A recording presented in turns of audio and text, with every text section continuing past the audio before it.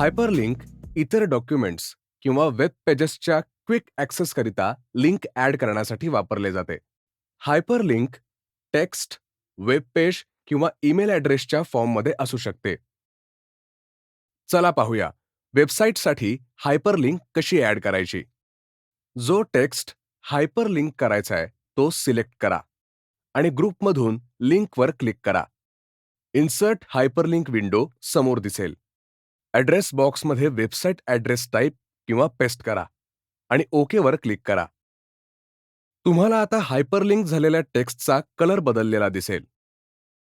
तुम्ही टेक्स्टवर कर्सर नेला तर तुम्हाला हायपरलिंक सोबत टिप दिसेल.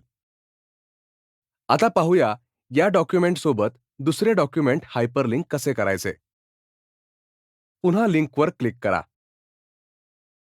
इन्सर्ट हायपरलिंक विंडोमध्ये ज्या फोल्डरमध्ये लिंक करायचे डॉक्युमेंट सेव्ह आहे ते फोल्डर सिलेक्ट करा. आता फाईल सिलेक्ट करा आणि ओकेवर क्लिक करा. हायपरलिंक ॲड केल्यानंतर ती वर्क होतीये का नाही हे तुम्ही चेक केलं पाहिजे. कंट्रोल की प्रेस आणि होल्ड करा आणि मग टेक्स्टवर क्लिक करा. जर हायपरलिंक तुम्हाला एखाद्या लोकेशन किंवा वेबसाईटवर घेऊन नाही गेली तर एरर किंवा फाईल लोकेशन चेक करा आणि रिलिंक करा. हायपरलिंक काढून टाकण्यासाठी हायपरलिंक टेक्स्ट सिलेक्ट करा आणि लिंकवर क्लिक करा.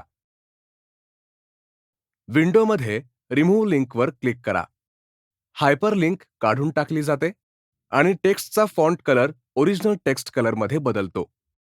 आपण सर्वजण पुस्तक वाचताना बुकमार्क वापरतो. ते तुम्हाला शेवटी वाचलेले पान लक्षात ठेवायला आणि नवीन वाचन तिथून पुढे करायला मदत करते. वर्डमधील बुकमार्क अशाच प्रकारे काम करते. टेक्स्ट सिलेक्ट करा आणि बुकमार्कवर क्लिक करा.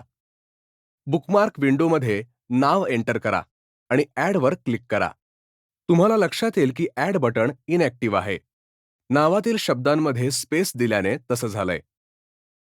बुकमार्क नेममधील शब्दांमध्ये स्पेस नसावी. स्पेस काढून टाका आणि तुम्हाला दिसेल की बटण ॲक्टिव्ह झालंय. त्यावर क्लिक करा.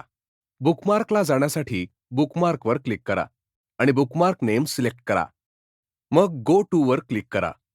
क्लोजवर क्लिक करा. आता तुम्ही बुकमार्क केलेले टेक्स्ट पाहू शकता. बुकमार्क डिलीट करण्यासाठी बुकमार्कवर क्लिक करा. बुकमार्क विंडोमध्ये नेम सिलेक्ट करा आणि डिलीटवर क्लिक करा.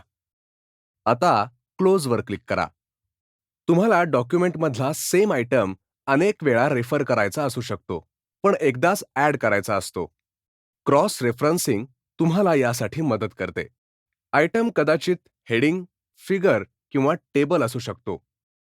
क्रॉस रेफरन्स टाकण्याआधी याची खात्री करा की डॉक्युमेंटमध्ये क्रॉस रेफरन्स करण्यासाठी आयटम आहेत. चला डॉक्युमेंटमधील हेडिंगचे क्रॉस रेफरन्स करूया. हे हेडिंग सिलेक्ट करा आणि क्रॉस रेफरन्सवर क्लिक करा. क्रॉस रेफरन्स विंडो समोर दिसेल. रेफरन्स टाईप ड्रॉपडाऊनमधून हेडिंग सिलेक्ट करा. इन्सर्ट रेफरन्स ड्रॉपडाऊनमधून अबाव और बिलो सिलेक्ट करा. रेफरन्स आयटमला जंप करण्यासाठी युजरला अलाउ करायचे असेल तर insert as hyperlink checkbox select करा. फॉर विच हेडिंगमध्ये हेडिंग नेम सिलेक्ट करा आणि इन्सर्टवर क्लिक करा. आता क्लोजवर क्लिक करा.